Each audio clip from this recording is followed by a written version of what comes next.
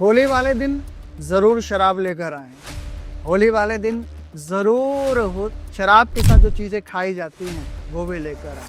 मांस का सेवन जरूर करें। होली को भी एक विशेष रात्रि माना गया है और इस दिन ऐसा मानते हैं कि जो नकारात्मक शक्तियां वो काफी हावी रहती हैं। होली की रात्रि ऐसी है जिसमें मात्र खोया जाता है। लोग तो जाने अनजाने पता नहीं अपने पीछे क्या क्या लग जाता है उनके। तो आप ये बताइए कि एक तो क्या क्या सावधानी रखनी चाहिए। देखिए, हमारे बड़े बूढ़े पहले बोलते आए हैं, कोई भी तीज त्योहार शुरू हो रहा है, सावधान, चौराहों के पास से ना निकले। अच्छा, तंत्र में होली कितनी महत्वपूर्ण मानी जाती है? तंत्र कभी खराब नहीं होता।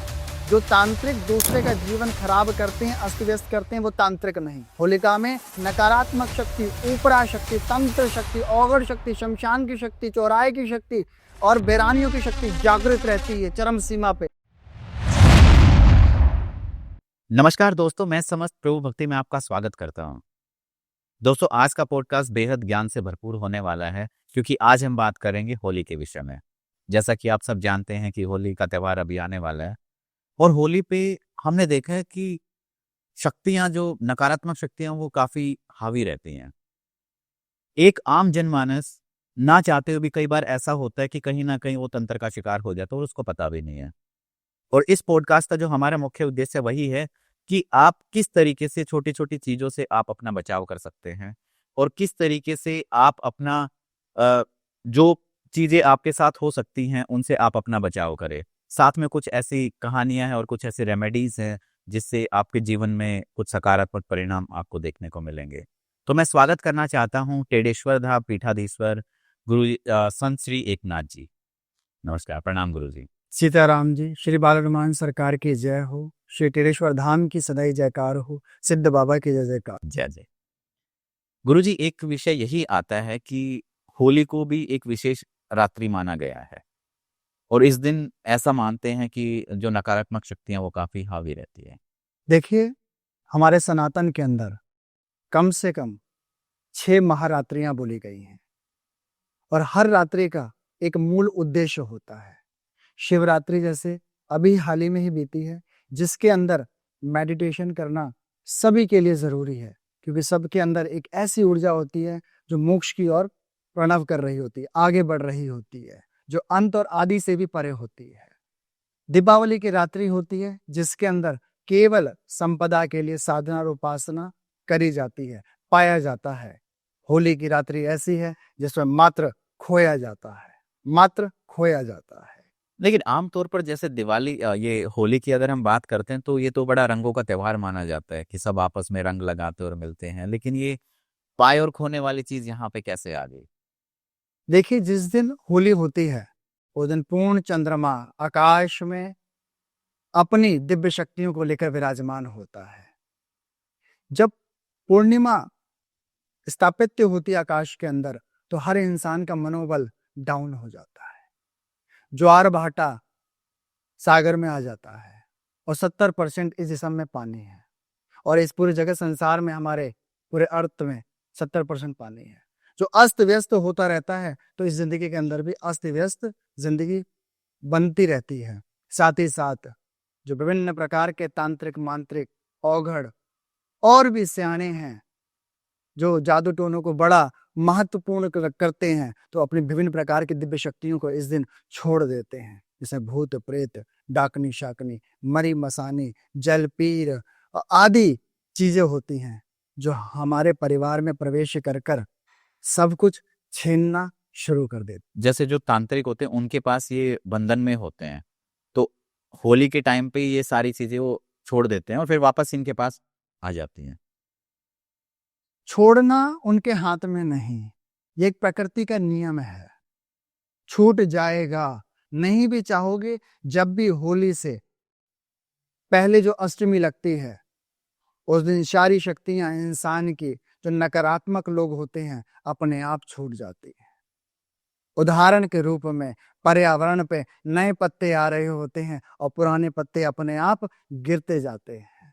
कितना भी पेड़ संभाले, परंतु पुराने पत्ते ठंड के गिरते जाते हैं, क्योंकि नया दौर आ रहा है। इसलिए इसमें सब कुछ जाया जाता है, परंतु संत महात्माओं की कृपा से अच्छे लोगों के लिए रक्षा दी जाती है। इसलिए तो रंगों का त्योहार है इसमें। तो ऐसी मतलब आपने कुछ ऐसी स्टोरीज देखी होंगी, लोग आपके पास आए होंगे कि जाने अनजाने वो होली के समय पे कुछ ऐसा हुआ उनके साथ में कि तंत्र का शिकार हो गए हो।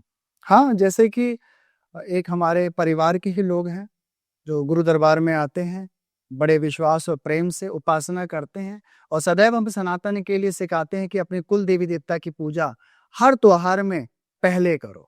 उसके बाद जो तुम्हारे रिचुअल्स हैं, जो तुम्हारे नियम है उस त्योहार के प्रति, वो अवश्य करो। उससे पहले तो अपने कुल देवता और पितृ की आराधना ज़रूर करो। हर त्योहार में सर्वश्रेष्ठ, सर्व उपासना इन्हीं की होनी चाहिए। ऐसे वो कालका मंदिर गईं, जिस दिन होली जलाते हैं, और पितरों की पूजा करी उन्होंने अपने वहाँ पर, और फिर कुल देवी की पूजा कर जैसे ही वो कालका मंदिर से पीछे की ओर आ रही थी, तो जो कालका मंदिर जाते हैं उन्हें पता है कि पीछे शमशान घाट है। तो उस रास्ते से मुड़कर अपने घर की ओर आ रही थी, तो अचानक से देखा कि एक सुहागन औरत की लाश जा रही थी शमशान घाट अपने अंतिम चरण की ओर और वो वहां से आ रही थी। आ रही थी। इनके हाथ में थे रसगुल्ले के डिब्बा। तो इनको कुछ आशंका हुई कि इनके साथ कुछ अजीबोगरीब अवस्था हो गई है। तो इन्होंने सोचा कोई नहीं, माँ की कृपा है, शायद घर चलते हैं। परंतु वहां हो चुकी थी एक अनहोनी। तंत्र लागू हो गया था अन्य रहस्यमयी तरीकों से। जाते हुए मुर्दे ने चख लिया था सफेद रसगुल्ला। अब आगे की ओर बढ़ते हैं। जब वो घर पहुंची, उन्होंने वही रसगुल्ला परिवार में अपनी आस औलाद को प्रसाद के रूप में बांटा, पर बट रहा था एक तंत्र, एक जादू और एक जहर। जब सबने खाया, कुछ ही घंटों के बाद लोगों को लग गई उल्टियां, लोगों को आने लग गए चक्कर और जाना पड़ा अस्पताल। जब अस्पताल गए तो डॉक्टर ने बना दी एक लंबी चिट्ठा बीमारियों का कि इतनी बीमारियां लगी हैं। उससे पहले ना था कोई बीमारी, ना था कोई परेशानी। तो सीधे मिलाया उन्होंने गुरु महाराज जी को फोन। जब गुरु महाराज जी को ये चीज पता चली, तो गुरु महाराज जी ने अपने ध्यान के माध्यम से सहज समाधि क्रिया योग के द्वारा पता करा कि इनके पीछे पड़ गई है होली वाले दिन एक सुहागन औरत की आत्मा। जो आत्मा जो सुहागन औरत की थी, वो पहले ग्रसित थी तंत्र मंत्र और जादू से। वो जादू लग गया एक सुहागन जिंदा औरत पर, जिसने पूरे परिवार को लपेट दिया और पहुंचा दिया हॉस्पिटल। तो गुरु महाराज जी ने कुछ उपचार कराया तत्काल। होली की रात्रि में, जलती होली में कुछ अनुष्ठान करवाकर, कुछ दिव्य पदार्थ डलवाकर बचाई जान।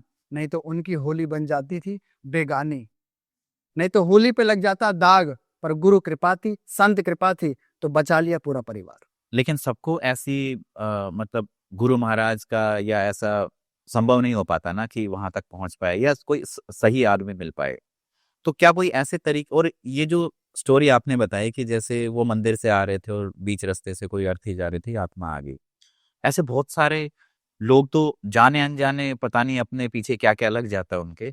तो मैं चाहता हूँ आप ये बताइए कि एक तो क्या क्या सावधानी रखनी चाहिए सबसे पहले, और दूसरा अगर किसी के लग जाए तो क्या बचाव के तरीके हो सकते हैं स्वयं से।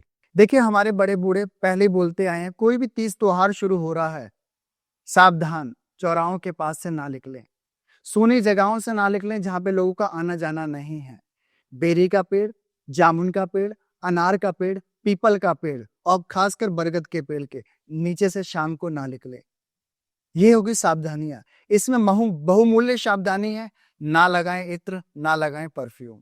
खुशबू से होती है नकारात्मक शक्ति आकर्षित, जो कर देती है जीवन को बर्बाद। खुले बाल लेकर ना घूमे। सफेद वस्तुओं की कोई भी मिठाई हो या तरल पदार्थ हो, उसका सेवन कर आप वीरानों से ना निकलें। खासकर शमशान के क्षेत्रों से और कब्रिस्तान के क्षेत्रों से ना निकले। नहीं तो वहां की विभिन्न प्रकार की दैव्य शक्तियां, शैतानी शक्तियां, असुरी शक्तियां, अन्य नीच शक्तियां भी आपका परिवार खराब कर देंगी, मात्र इन सावधानियों को ना कर। और आप सुरक्षित रहना चाहते हैं अपने जीवन में कि होली से पहले कोई भी गंदी शक्ति आपके परिवार या आपकी आस औलाद या आपके जमीन जायदाद पे ना लगे, तो लेना 3 चुटकी पीली सरसों, 3 चुटकी काली सरसों, 2 लौंग डालना, माँ कालका पराजिता का नाम लेना, भगवती का ऐम ह्रीम क्लीम चामुंडाय अविच्चे 21 बार जाप करना। उसको पीली पोटली में बांध लेना। जो धागे से बांधोगे वो कद के बराबर होना चाहिए। बांध लिया और अपने जेब में रख लो। जिस दिन होली जलाई जाएगी उस दिन अपने ऊपर से 7 बार उतार कर उस पोटली को उस जलती हुई अग्नि में डाल देना। जाओ, जब से आपने रखा है और जब तक होलिका है, कोई गंदी शक्ति आपके पीछे नहीं पड़ेगी। पड़ भी जाएगी तो हनुमान जी का सोटा चलेगा। ये वो दिव्य शक्ति का उपाय बताया है जिसमें हनुमान जी रक्षा करते हैं, क्योंकि इस बार की होली पड़ रही है मंगलवार की रात्रि में, और मंगलवार का दिन तो वैसे भी हनुमान जी का भी। हनुमान जी का दिन। होली इस बार 2 मार्च को पड़ रही है, मंगलवार दिन है, जो बहुमूल्य समय है पूजा करने का हमारी बहू बहन बेटियों का। वह दिन में या सुबह प्रातःकाल जाकर पूजन कर सकती हैं अपनी आस औलाद के नाम का। बहुत सारी महिलाएं, हमारी बहन बेटियां अपने बच्चों के नाम का होलिका या हाय माता का लॉकेट पहनती हैं और उसमें मोती बढ़ाती हैं। तो मेरी तरफ से उन बहन बेटी माओं को आशीर्वाद है कि आपके पूत और पोतियां, बच्चियां जीवित रहें और उनकी होलियां रंग बिरंगी और अद्भुत बनती रहे, भविष्य उज्जवल बनता रहे। बहुमूल्य अग्नि लगाने का जो समय है सांझ का ही होता है। होलिका सदैव सांझ को ही जलती है। 6:30 बजे से लेकर रात्रि 9 बजे तक होली दहन का पूजन है।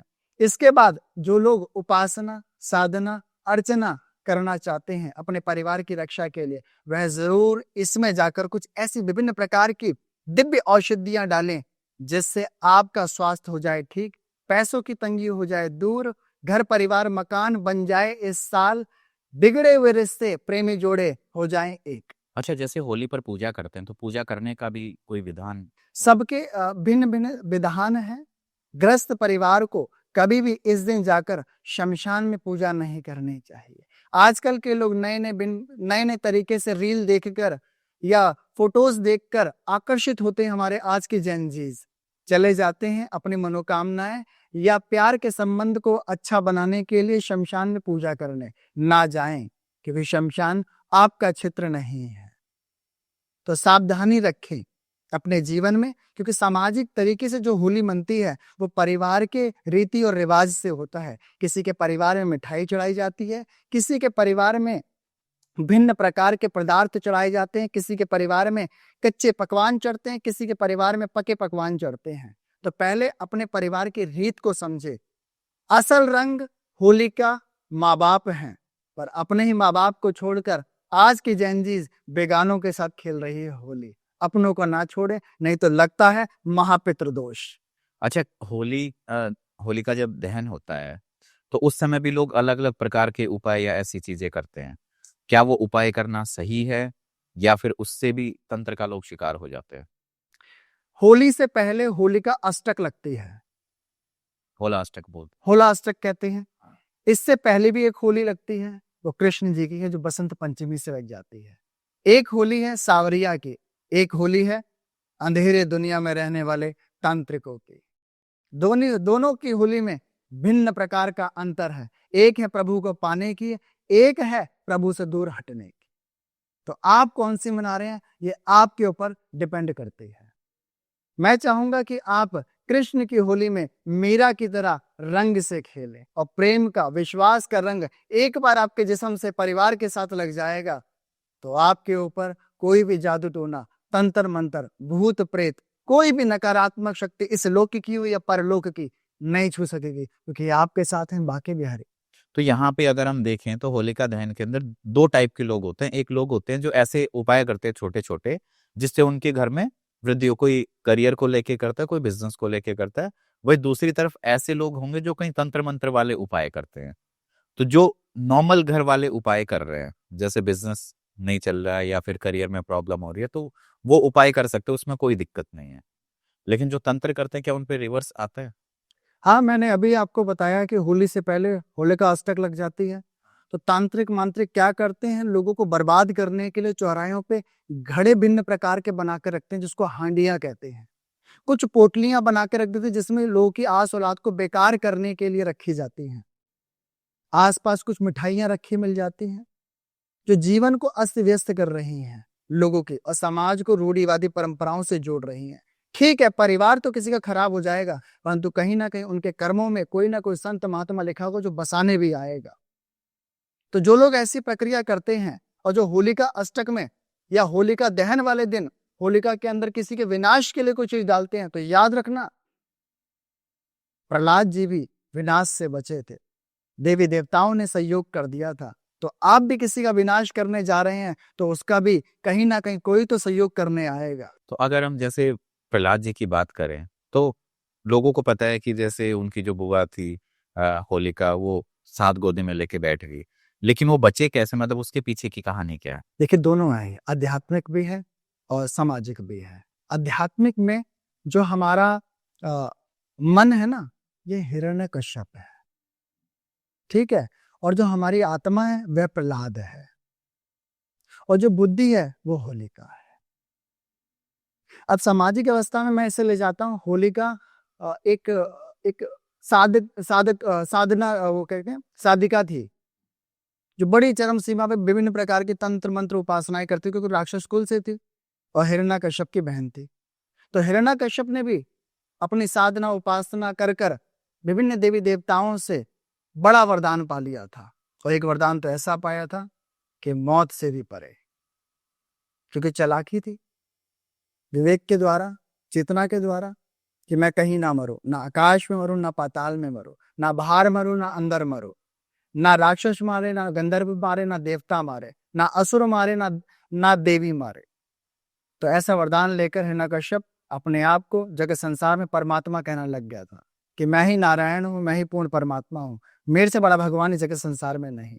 उसी कुल के अंदर श्री संत महाराज प्रहलाद महाराज जी का जन्म हुआ। जन्म लेने के बाद ही उनको भक्ति प्राप्ति हुई, हरि की प्राप्ति हुई, नारायण उनके गुरु बने और हरि का नामदान देकर उनके अंदर चेतना अवस्था को जागृत करा। श्री प्रहलाद महाराज गुमसुम बैठकर केवल भक्ति और नाम को जपते थे, और ये हिरण्यकश्यप को पछता नहीं था। बड़ी वेदना होती थी कि समाज, देश, अन्य लोग मेरे चरण छूते हैं आकर, पर मेरे घर का ही व्यक्ति मुझे भगवान नहीं मानता। तो इसी जलन के कारण, इसी ईर्ष्या के कारण उन्होंने भिन्न प्रकार के रूप से प्रहलाद बाबा को मारने की कोशिश करी। कभी खाई में गिरने की कोशिश करी, कभी जहर पिलाने की कोशिश करी, कभी यहाँ तक कि पिता रूप को मारकर अपने बच्चे का गला दबाने तक की कोशिश करी, परंतु जिसके पीछे हरि, उसे कोई ना मार पाए, कोई ना मार पाए। तो अंतिम चरण में देखा गया, भाई के दुख को बहन नहीं देख पाई। तो होलिका को वरदान मिला था ब्रह्मा से, एक होड़नी मिली थी, एक चुंदरी मिली थी, जिसको होड़कर वह अग्नि में बैठ जाए तो अग्नि का ताप लग नहीं सकता था। तो वही होड़नी को लेकर बहन अपने भाई के भाव को देखती हुई महल में आई और कहती, भाई मत रो, तू भगवान है और रहेगा, बता मैं तेरे लिए क्या कर सकती हूँ। तो उन्होंने कहा कि प्रहलाद को जैसे मर्जी कर कर खत्म कर दे। तो कहती, ठीक है, आप लकड़ियों का एक ढेर बनाओ, उपलों का ढेर बनाओ, अन्य वस्तु उसमें रखो, मैं प्रहलाद को लेकर बैठूंगी और अग्नि लगा देना, प्रहलाद खत्म हो जाएगा और आपकी जय जयकार हो जाएगी। परमात्मा की भक्ति को चुनौती देने के लिए सिद्धियां सामने आ गई होलिका के रूप में, तंत्र मंत्र आ गया हिरण्यकश्यप के रूप में, पर आखिरी जीत देखना होती है किसकी। होलिका बैठी चुंदरी होड़कर प्रहलाद को गोद में लेकर, देवताओं को पता चला कि अन्याय हो जाएगा, हरि का नाम बदनाम हो जाएगा, तंत्र की जीत हो जाएगी, सिद्धियों का भी विकराल रूप हो जाएगा। तो पवन पुत्र हनुमान जी हवा के झोंके में आते हैं, और वहां के जो मंत्री है उन्होंने आग लगाई, और वह हवा के द्वारा चुंदरी उड़कर प्रहलाद के ऊपर आ गई, और अग्नि बड़ी तेज जली, जिसमें होलिका दहकती हुई मर गई और प्रहलाद चुंदरी के द्वारा बच गए। कहते हैं जब भक्ति चरम सीमा पे पहुंच जाए तो सिद्धियां भी तुम्हें जो मारने आई हैं तुम्हारी रक्षा करती हैं, और तंत्र मंत्र उजड़ जाता है। इसका लेखा मैंने अपने संत महात्मा, जगत गुरु, बड़े बड़े वैरागियों के मुख से सुना है। वो चुंदरी आज भी हिंदुस्तान के अंदर मौजूद है। मतलब इसमें कोई मतलब जगह पता है कि कहाँ मौजूद है, या फिर ये गुप्त रहे तो अच्छा है। हाँ। नहीं तो बहुत जगहों पे लोगों ने देखा है कि वो उस लाल शॉल को होड़कर हवन कुंड में प्रवेश करते हैं और अग्नि उन्हें छू नहीं पाती। ये साउथ में है। अच्छा, आज भी इन अमूल्य चीजों की रक्षा हो रही है, और होनी भी चाहिए। बिल्कुल जरूरी है हिंदुस्तान के लिए। और ऐसी चीजें जितनी गुप्त रहती हैं उतनी ही ज्यादा लंबी। मैं तो कहता हूं वैज्ञानिकों का शोध है, करें, आपका शोध जहां अंत करता है, जब विराम देता है, जहां पे सोचने पे मजबूर करता है, वहां पे दिव्य शक्तियां आपकी मदद कर कर आपके विज्ञान को और बढ़ाने में सहायक होती है। तो होलिका महाराज, होलिका महारानी जो अग्नि में भभूति बन गई और अध्यात्म का नाम शब्द निखर कर बाहर आया और दुनिया में होलिका और होली खेलने का प्रचलन शुरू हो गया। अच्छा, तंत्र में होली कितनी महत्वपूर्ण मानी जाती है? बहुत ऊंची, सर्वोपरि है। तंत्र तंत्र कभी खराब नहीं होता। जो तांत्रिक दूसरे का जीवन खराब करते हैं, अस्त व्यस्त करते हैं, वो तांत्रिक नहीं। असल तांत्रिक वो जो दूसरे का जीवन बनाता है, क्योंकि तंत्र शिव का है और शिव कल्याणकारी है, सत्य है, शिवम है, सुंदरम है। अगर देखा जाए, जैसे दिवाली से भी ज्यादा इंपॉर्टेंट होती है होली। हाँ, दिवाली से भी महत्वपूर्ण होता है। दिवाली देती है और होली लेती है। क्या ले जाती है? शक्तियां ले जाती है या फिर पावर ले जाती, क्या लेके जाती है? सब कुछ, सब कुछ। संत है, गुरु है, कोई बचाने वाला है तो भव सागर में बचा लेगा, नहीं तो यहाँ पे अस्त व्यस्त हो जाते हैं। मैं एक ऐसी कहानी बताता हूँ आपको जो आप बीती है। एक घर पे अघोर प्रक्रिया कर दी गई थी होली से पहले। उन्होंने नया घर लिया। नया घर लेने के बाद जब उद्घाटन करवाया तो घर के चौखट पर मिले खून के छींटे। उन्होंने अपने नौकरों से अपने घर की कराई सफाई, तो बर्तन धोते हुए कट गई हथेलियां, निकलने लग गया खून। हाँ। तो कुछ निशानियां तो मिल रही थी कि कुछ तो हुआ है हमारे साथ। नया नया घर उन्होंने लिया था और ये प्रॉब्लम होना स्टार्ट शुरू हो गई। तो उन्होंने कहा कि कोई नहीं, जल्दबाजी के काम है, शायद इसलिए कुछ हो रहे हैं, शायद पेंट का छींटा पड़ गया होगा। या खून का नहीं, पेंट का छींटा है। क्योंकि आदमी अपने आप को कमजोर नहीं दिखाता, वो कहीं ना कहीं बचने का या कहीं ना कहीं हिम्मत बल दिखाने के लिए नए नए एक्सक्यूज ढूंढ लेता है। 3 दिन बीते, उनकी धर्म पत्नी पड़ गई बीमार, जो बेड से अब नहीं उठ पाती, क्योंकि पर्सनल बीमारी हो गई महिलाओं की। जो कुछ दिन पहले ऑफिस जा रही थी, अच्छा काम करके धन संपदा से अपना घर खरीदा था, अब वो बिस्तर पे पड़ गई। बच्चे भी बेगाने होने लग गए। जो बात सुनते थे अपने माँ बाप की, वो अपने माँ बाप की बातें नहीं सुन रहे, बाहर जाकर अय्याशी करने लग गए। तो उनके पिता को एक सद्विचार आया कि मैं अपना कहीं ना कहीं कुछ दिखाऊं। तो निकट ही सिद्ध बाबा का श्री टेढ़ेश्वर धाम था। वो आए, उन्होंने अपनी कुछ जानकारियां दी, जिस जानकारियों के द्वारा पता चला कि उनके घर पर अवघड़ प्रक्रिया कर दी गई है और अपने करीबी ने ही करी है। कि क्यों बढ़ रहे हैं इतना आगे, क्यों शोहरत पा रहे हैं। और होली ही निकट आ गई थी। तो गुरु महाराज ने कहा थोड़ा समय रखो, ये श्री बाल हनुमान जी की भभूति अपने घर ले जाओ और इसे छिड़क लेना, पूरे घर में सबके मस्तक में लगा देना और हनुमान जी का दिव्य पाठ करना। जाओ, बालाजी रक्षा करेंगे, टेढ़ेश्वर धाम के सिद्ध बाबा तुम्हारी रक्षा करेंगे। वो भभूति और वो प्रार्थना घर लेकर आए। कहते हैं जिस घर में परेशानियां होती हैं तो लाई हुई चीज भी उपयोग करना लोग भूल जाते हैं, मति कट जाती है। होली वाले दिन उनके घर में क्या हुआ, जो महिला बीमार थी उसने जैसे मैसे कर किचन में जाकर अपने नौकरों के साथ कुछ खाना पकाने की कुछ कोशिश करी। अचानक से सिलेंडर में आग लग गई। जो बच्चे उनके सगे नहीं थे, अपने माँ बाप को खोता हुआ देखते हुए परेशान हो गए। गाड़ी के एक्सीडेंट होने लग गए। घर मकान के अंदर जो चहल पहल थी, सुनसान सा होने लग गया। एक बर्बादी छा गई। होली के दिन, जिस दिन होली जलती थी, उनको याद आया गुरु महाराज जी ने एक भभूति दे रखी है। वो भभूति निकाली, सबसे पहले अपनी धर्मपत्नी के माथे पे लगाया, घर के चौखट पे लगाया, सिद्ध बाबा और श्री टेढ़ेश्वर धाम के बाबा को याद किया कि हमारी रक्षा करो। तो कहते हैं जब संत को पुकारा जाता है तो दिव्य शक्तियां ऐसे पलायन करती हैं जैसे कि पीपल के पेड़ पर एक बार हवा चले तो सारे कबूतर और तोते उड़ जाते हैं। ऐसे ही हुआ और उनकी रक्षा हुई।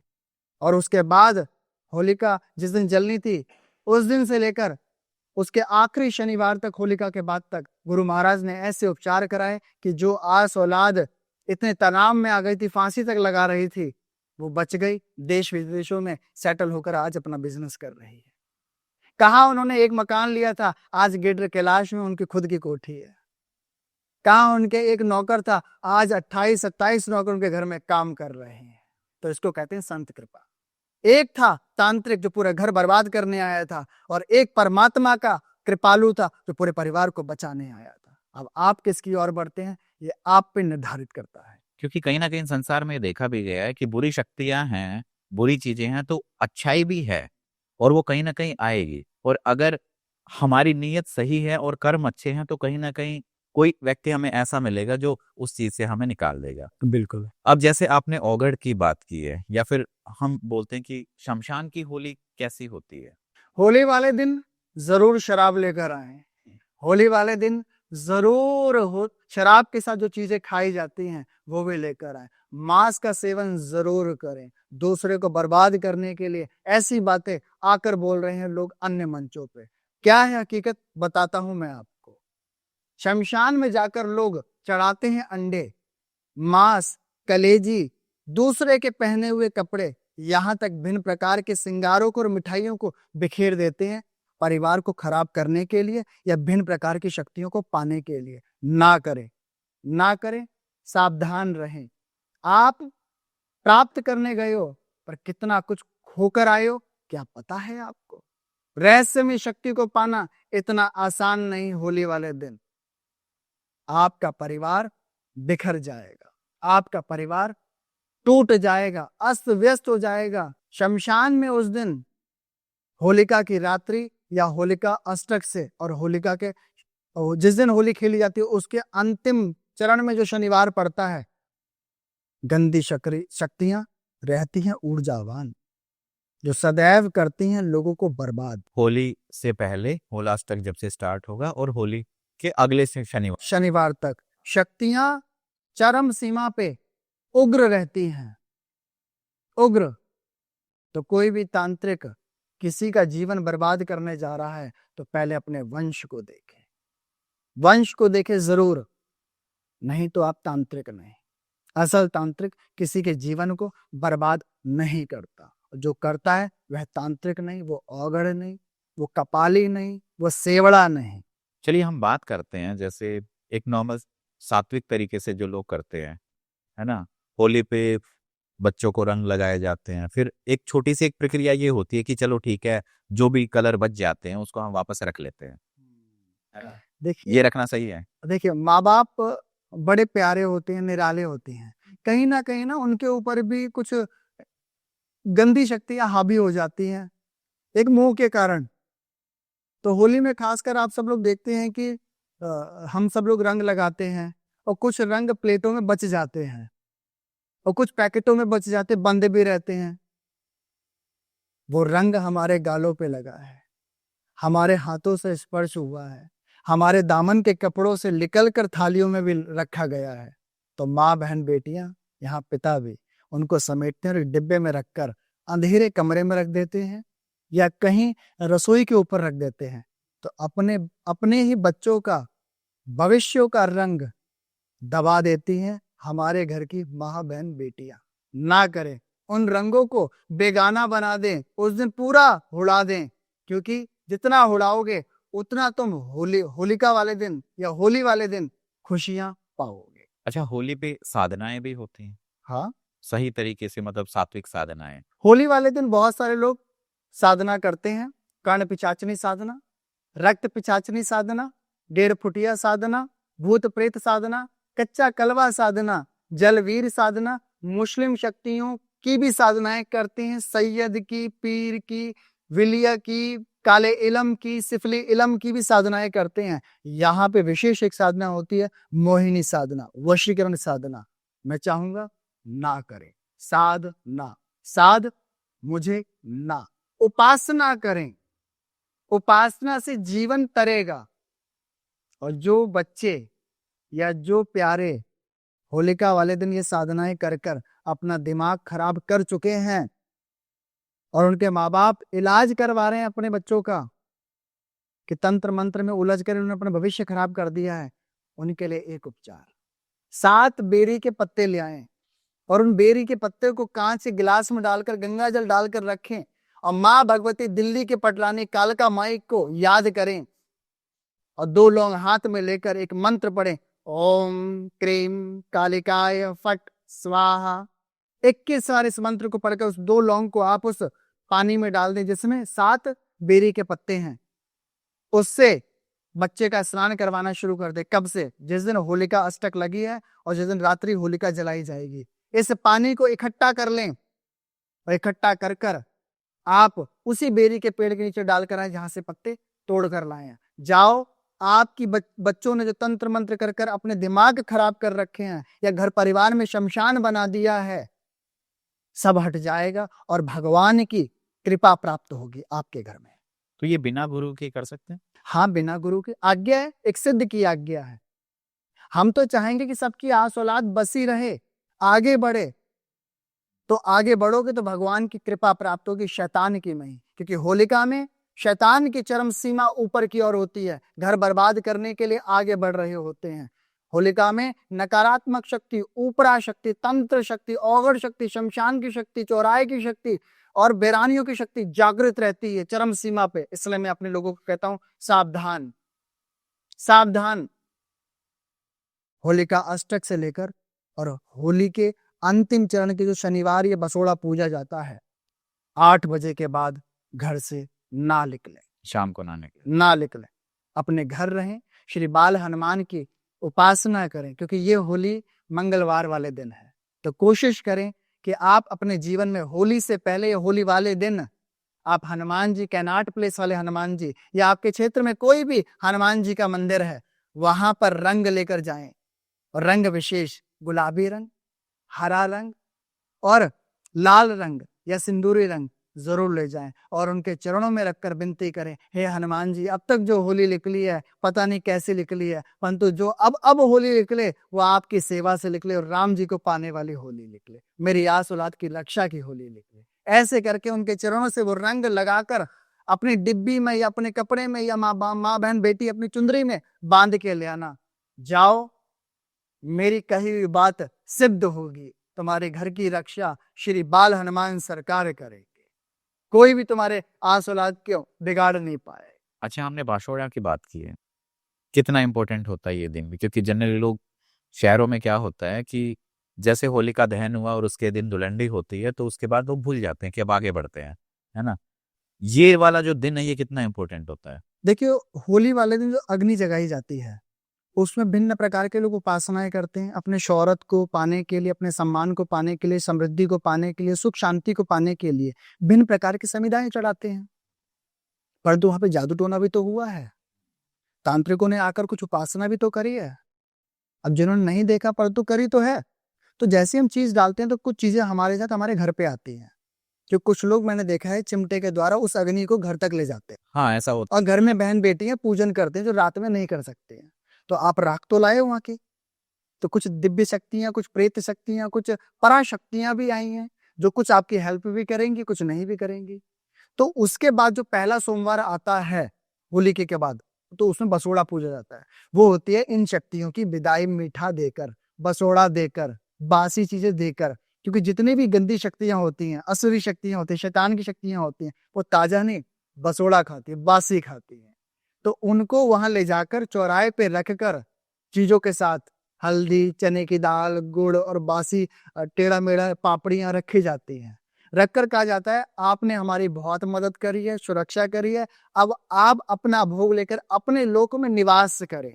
तो इसलिए पसोड़ा पूजन होता है। कहीं कहीं इसको शीतला माता या मसानी माता के नाम से भी पूजन करवाते हैं, कहीं कहीं कुल देवी भी इनके रूप में निवास करती है, उसका पूजन है। परंतु जो मेरा एक्सपीरियंस है संत गुरु महात्माओं और बड़े बड़े सन्यासियों के मुख से सुना हुआ और खुद करा हुआ, जो शक्ति हम लेकर आए हैं उसके विदाई भी होनी चाहिए।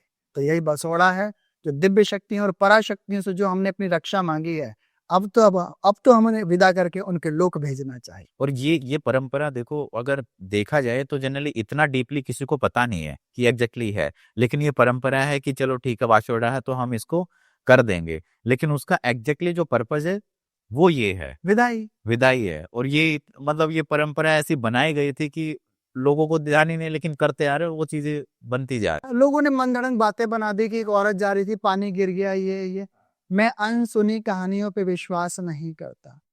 खुद का खाया गुड़ का स्वाद मैं खुद जानूं, जब भी दूसरे को बता पाओ।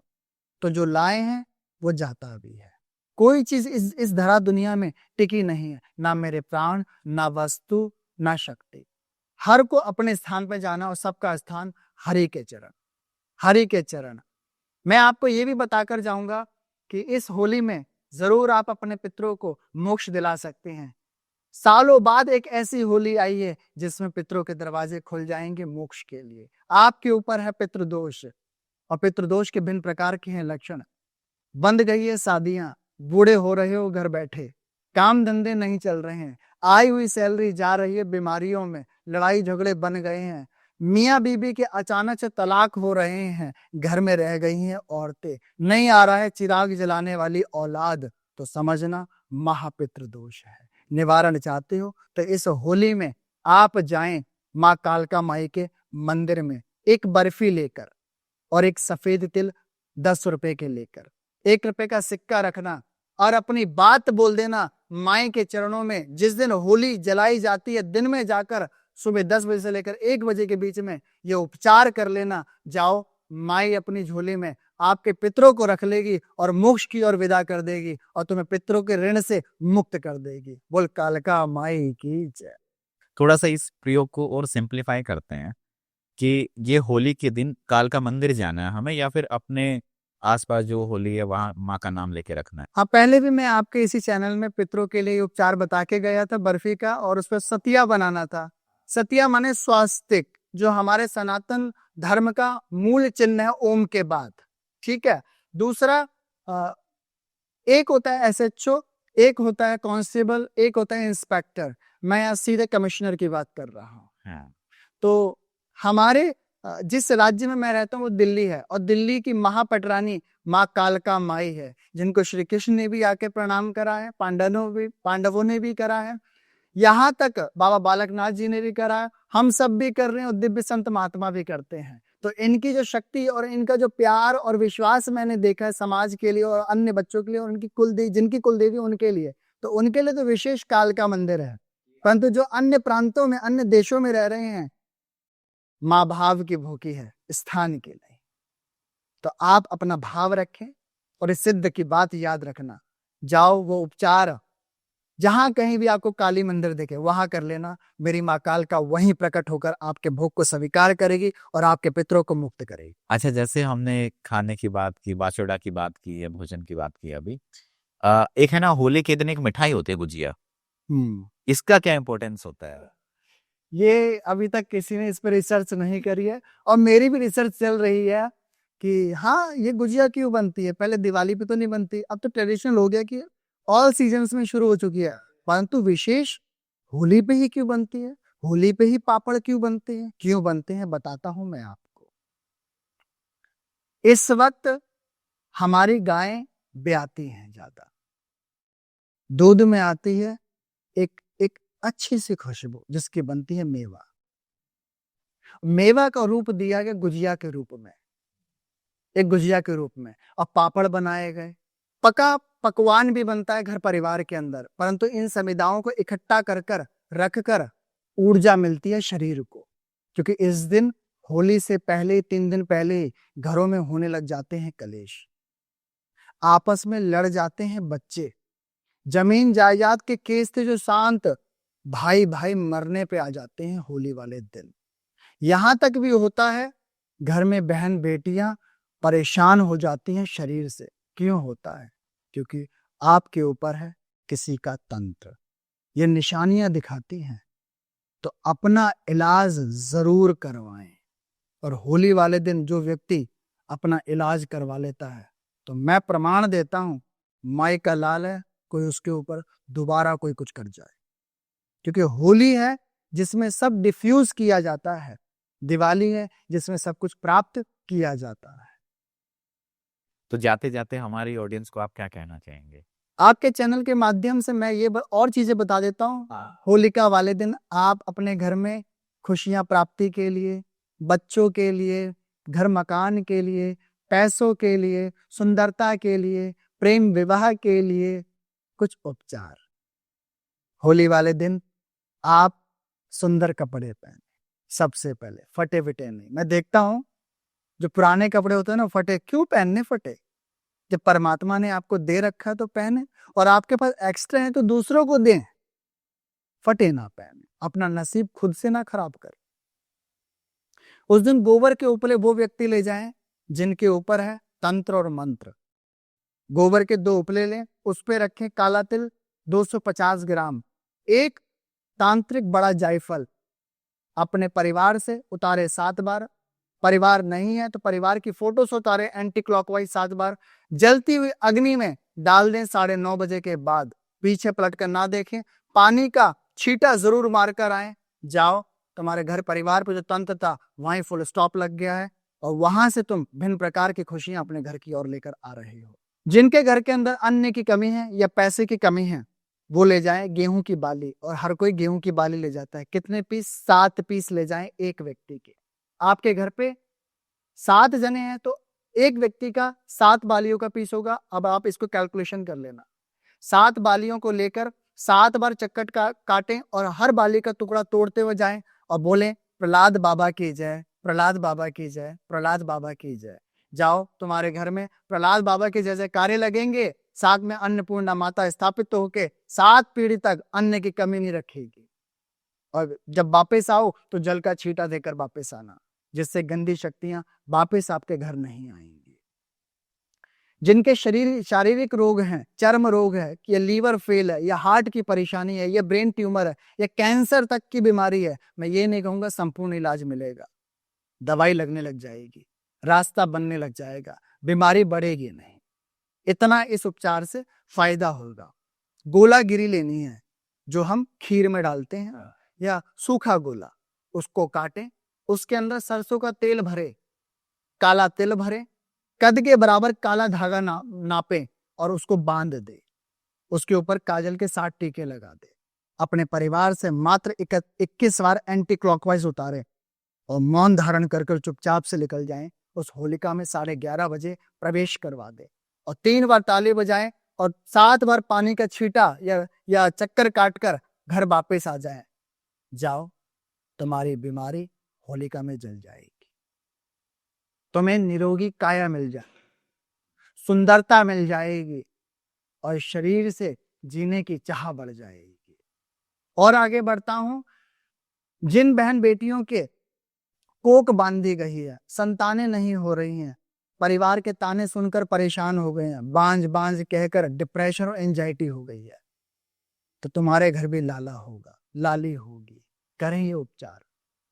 1 मुट्ठी पीली सरसों लें, काली राई लें और 1 मुट्ठी बेसन लें और सरसों का तेल। इसको अच्छे से इमाम दस्ते में कूट लें, अपने शरीर पर इसको रगड़ें। जिस दिन होली जलनी है उससे पहले दिन में, जैसे उपटन कहते हैं। फिर इस उपटन को उतार लें, उतार कर गोला बना लें। आपके घर का कोई भी पुरुष होलिका दहन करने जा रहा है, उससे कहना है कि ये डाल दे। ये डल जाएगा। 3.25 महीने में आपके घर में एक खुशी आएगी कि आप गर्भवती हैं, और साल भीतर में आपके घर में चिराग जलाने वाला पैदा हो जाएगा।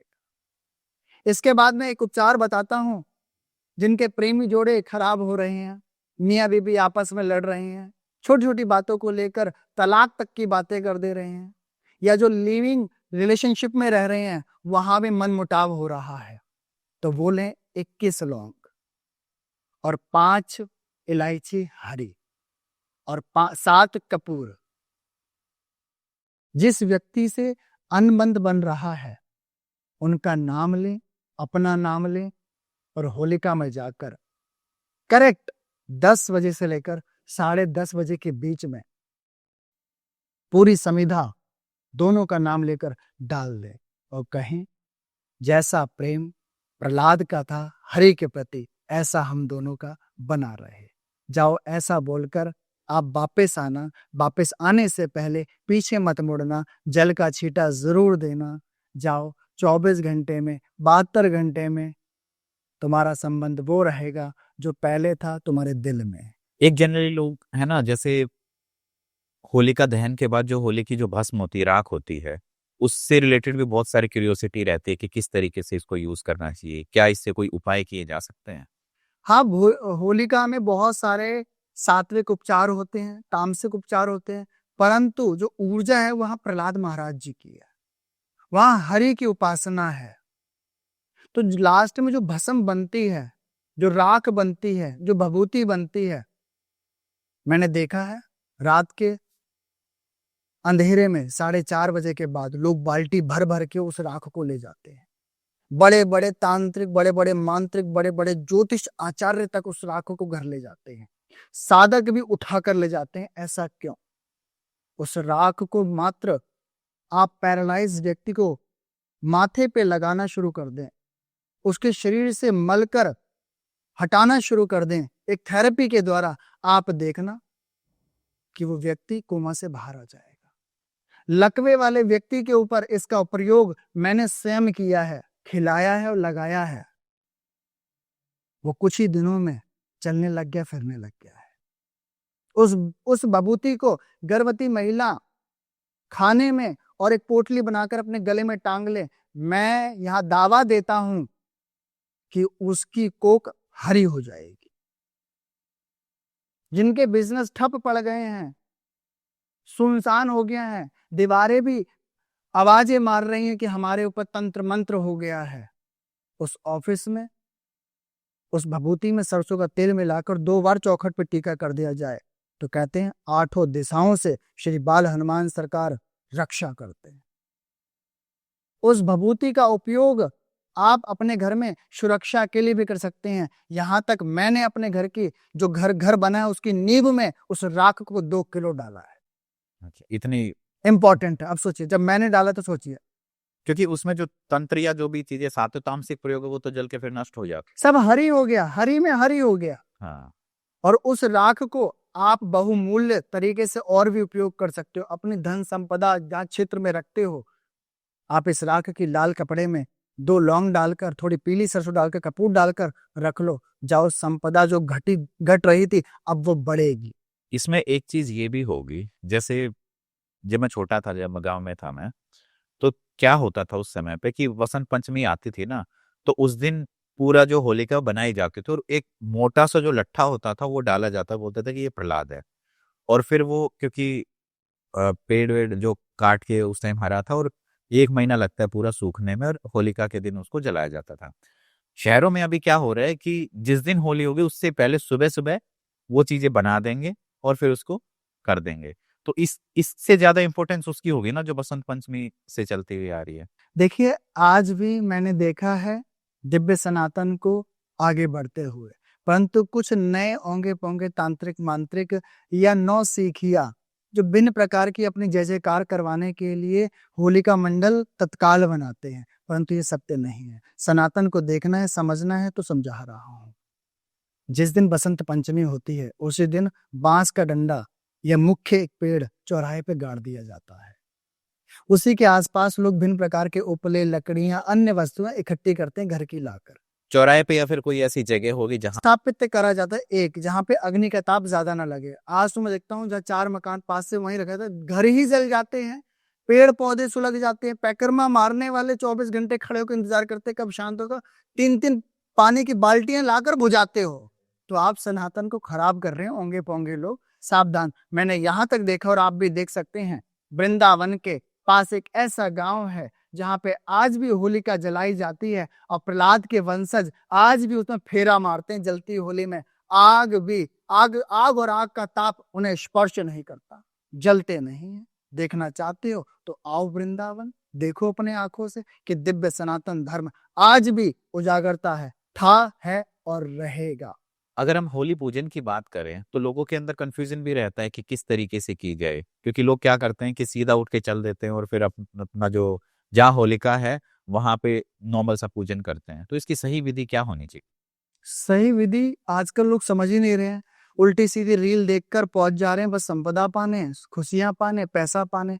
परंतु जो मैंने दिव्य सनातन धर्म के ऋषि, महर्षि, संत, औघड़ और साधुओं से समझा है वही मैं आपको बता रहा हूं, जो मैं अपने जीवन में खुद करता हूं। सर्वप्रथम सुबह उठे और नहाए धोए गंगा जल से। उसके बाद सबसे पहले आप अपने पितरों के लिए पूजन करें।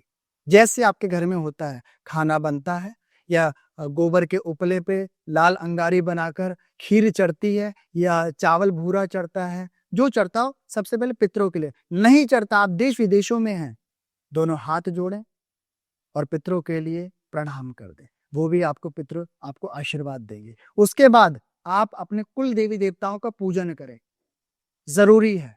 उसके बाद जो त्योहार है, उस त्योहार का पूजन जैसे आपके परिवार में होता है वैसे करें। शुरुआत पितरों से, दूसरा कुल देवी देवताओं से, तीसरा जो त्योहार है उस देवता की आराधना।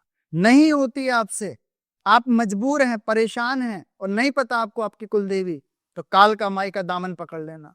जाओ उनके स्थान पर जाकर उनके चौखट पे 3-4 प्रकार के रंग लगाकर आ जाना, अंदर जाके मत्था टेक कर जल का छींटा लेके आ जाना।